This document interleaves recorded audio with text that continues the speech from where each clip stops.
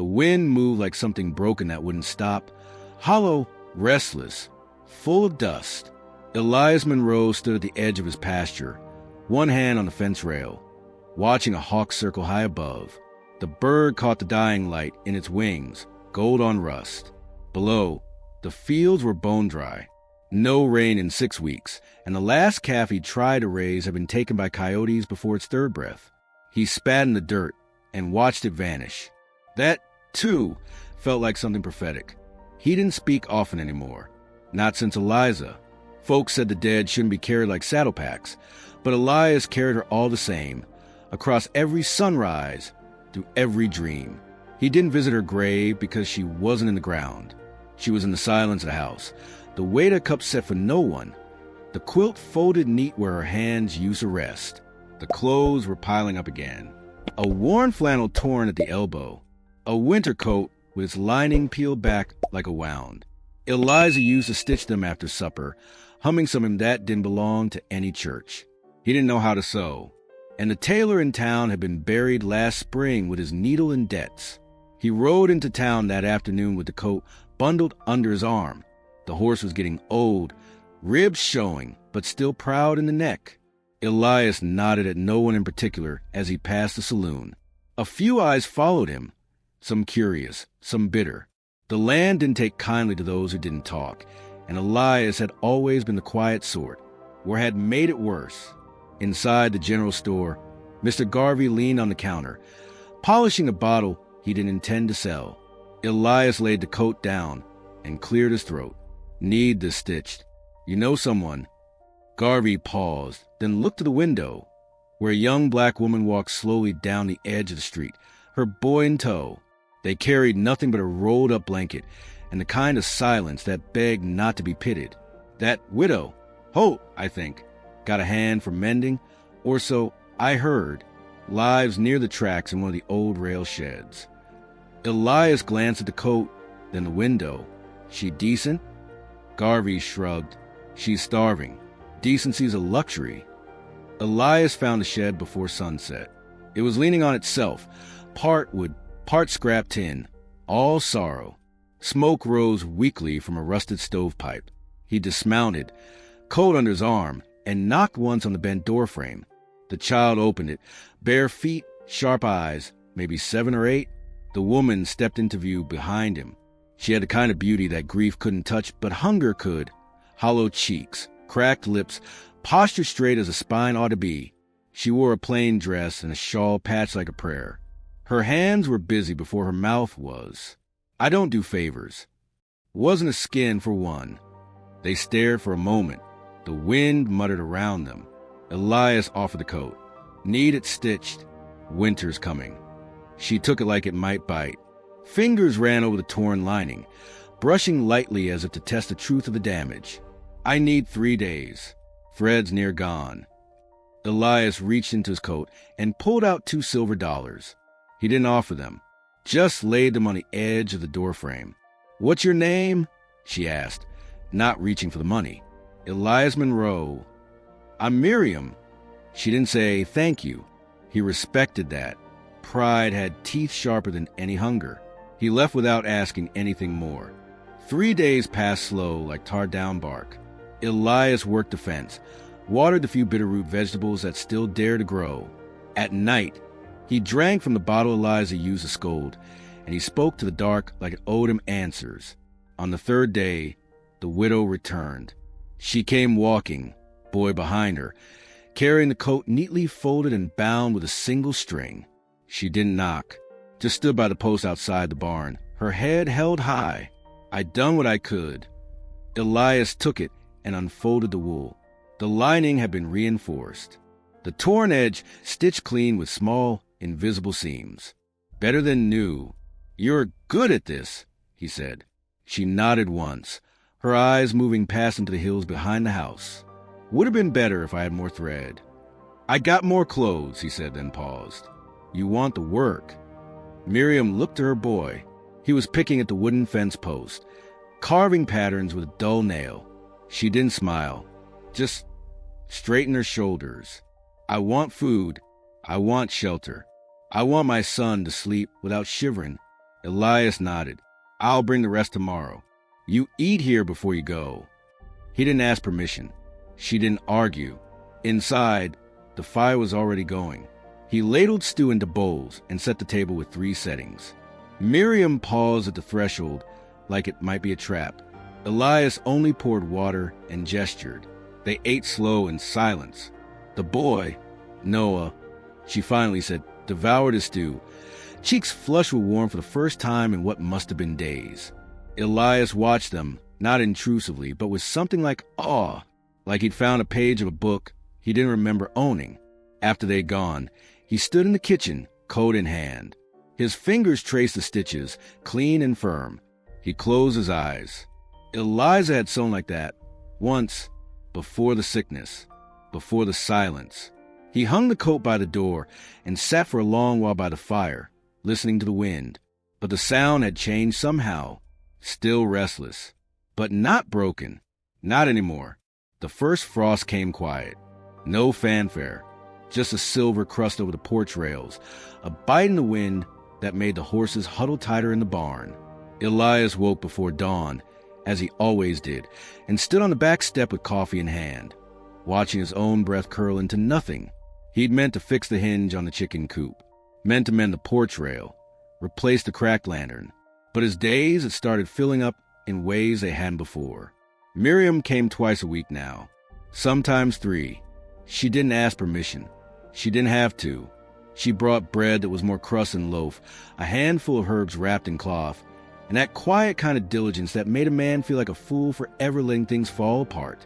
He never asked where she slept when she wasn't on the ranch. He knew the shed down by the tracks wasn't fit for the cold creeping in.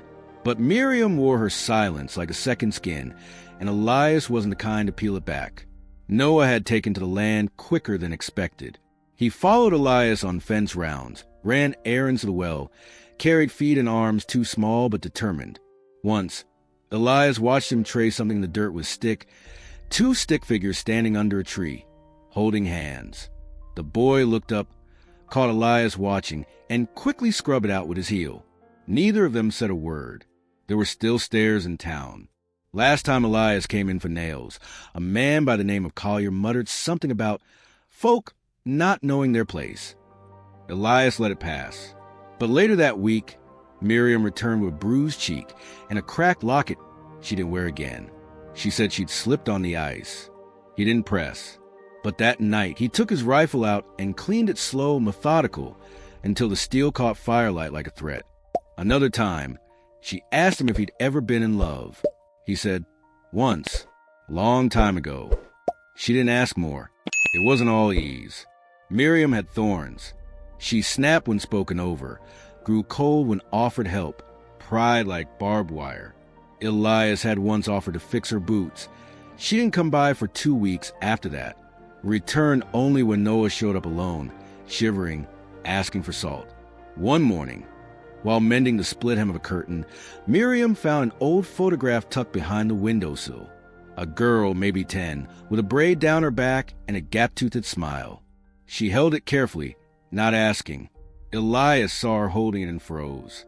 My daughter, he said quietly. She's buried up near the ridge. I didn't know, she said. He shrugged. No reason you should. Was a long time ago.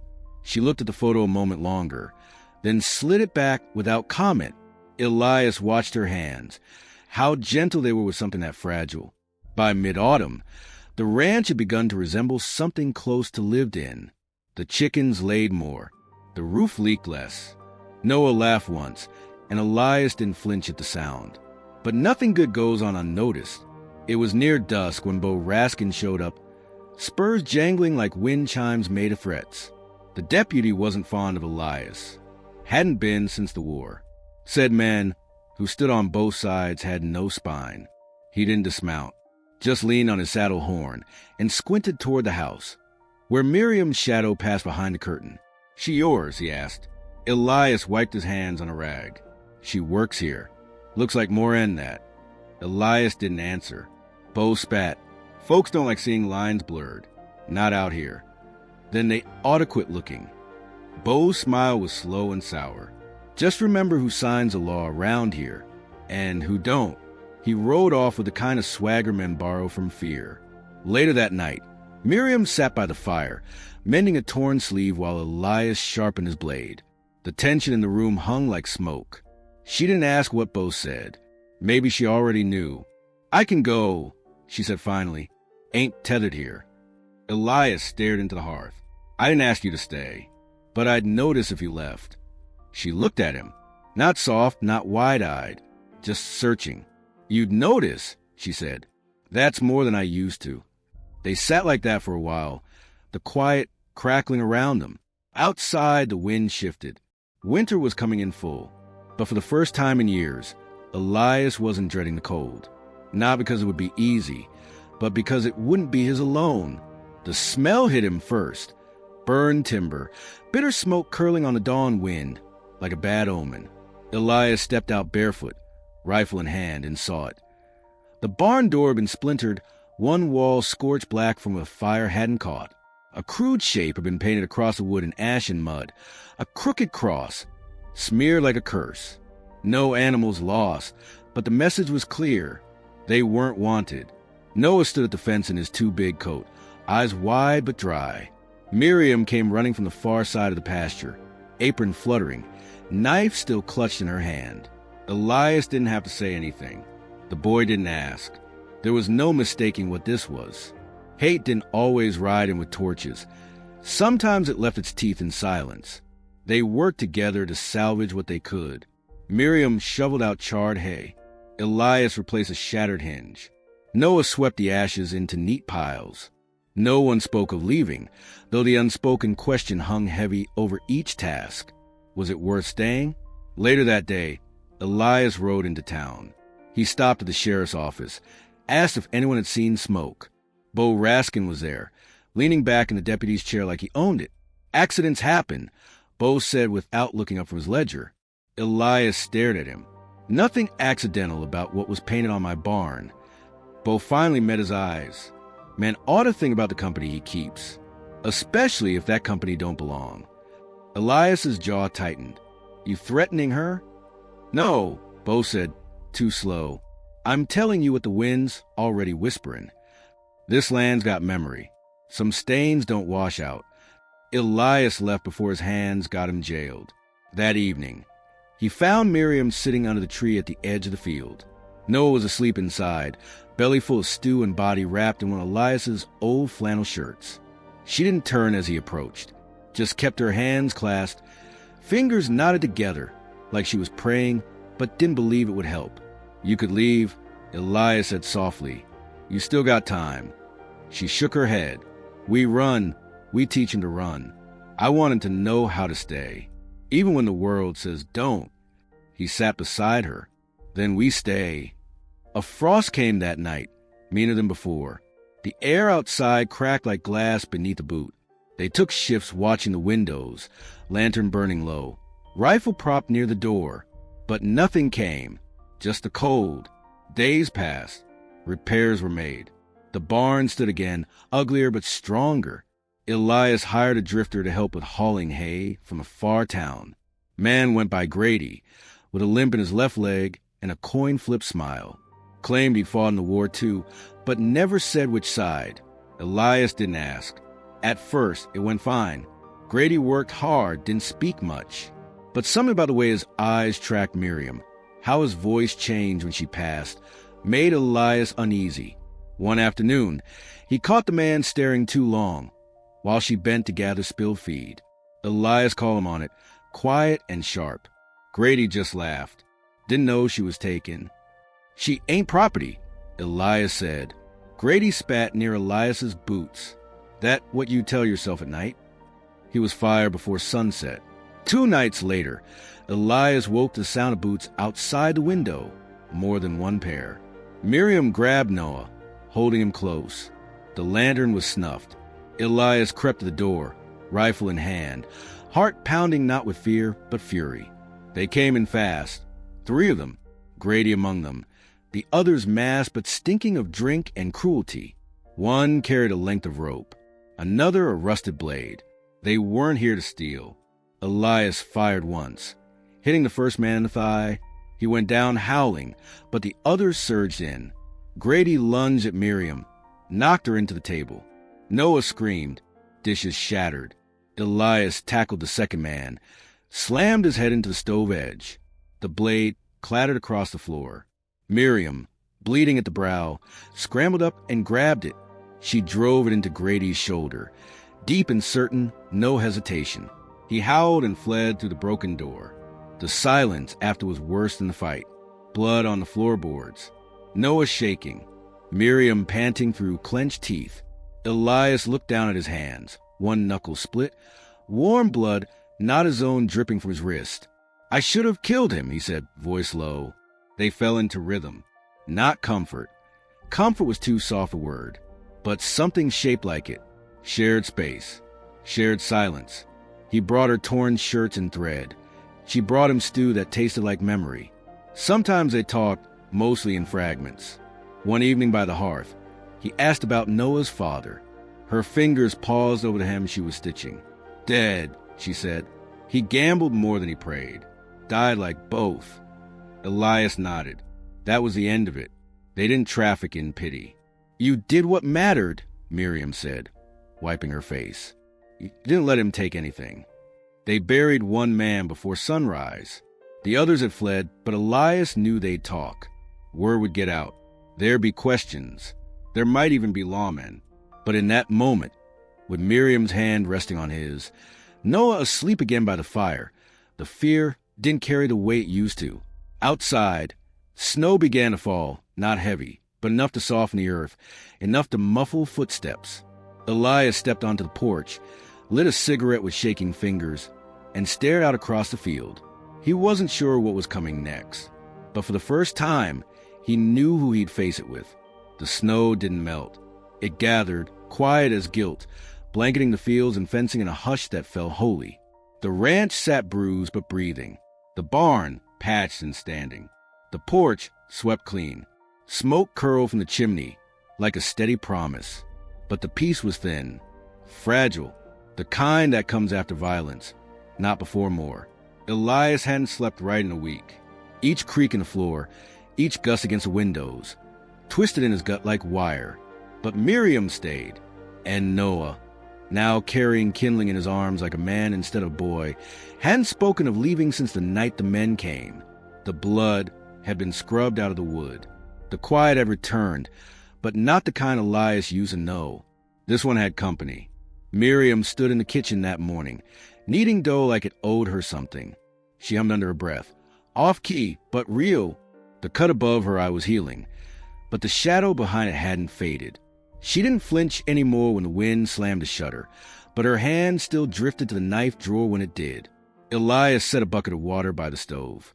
"You ever think about leaving?" "Most days," she said, not looking up. "I wouldn't stop you." "I know." She dusted flour from her palms, turned, and leaned her weight on the counter. "But I'm not running from people like them. Not again. I ran when Noah was born, ran when his father died. I won't teach him that silence is safer." Elias watched her for a long moment. "You're braver than me." "No," she said. "You just got more ghosts." They didn't speak of love. There were no confessions, only the quiet fact of shared space. 2 coffee cups instead of 1. Her sewing kit on the shelf where his tools used to rest. A boy's laughter under a winter sky. Then Bo Raskin came back. He arrived with 3 other men, 2 on horseback, one walking with a limp and a scarred cheek. Grady. Snow crackled under their boots as they stepped onto Elias's land, uninvited. Their silence as sharp as the rifle strapped to their backs. Elias met them halfway down the path, coat buttoned, eyes steady. "You come to finish what your boys started?" Bo gave a lazy smile. "You kill a man, questions follow. You house a woman who ain't yours. Answers better come fast. She's not property. She's family. Funny, I don't see no ring on her hand." Elias said nothing. He didn't look back toward the house, though he felt Miriam watching from the window. Noah would be behind her, clutching something sharp. Bo stepped closer. "This ain't about race, Monroe. It's about order, boundaries. A man steps too far outside what's his, folks get nervous. Elias's jaw clenched.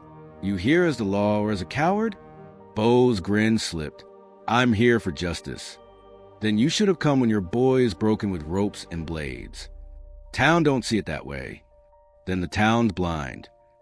Grady shifted beside Bo, blood still stiff on the edge of his collar. You shot me, he muttered, voice tight. You're lucky I didn't bury you next to your friend. One of the other men raised his rifle. Bo didn't stop him. Elias didn't reach for his own. He stepped forward, slow but sure. Snow crunched underfoot like breaking bones. His voice came low, even, You kill me, she tells the papers. The preacher, the marshal in the next county. There's names, letters, and if that don't scare you, there's the boy.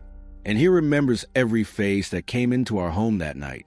The wind caught around them, howling sudden and cold. Bo's eyes flicked toward the house. The curtain swayed. A shadow moved. Maybe he saw his own reflection. Maybe he saw what they'd become.